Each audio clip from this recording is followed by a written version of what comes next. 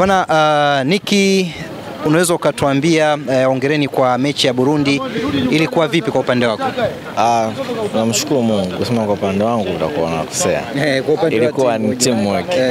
Tunamshukuru Mungu kwa matokeo tuliyopata. Baba. Wewe uliangalia ile mechi? Penalty Okay. Uliangalia? Ile penalty sio penalty. Kama yenyewe hivi. Hamna kanivuta mshikaji. Hamna bwana, football unajua. Kikubwa tunamshukuru Mungu.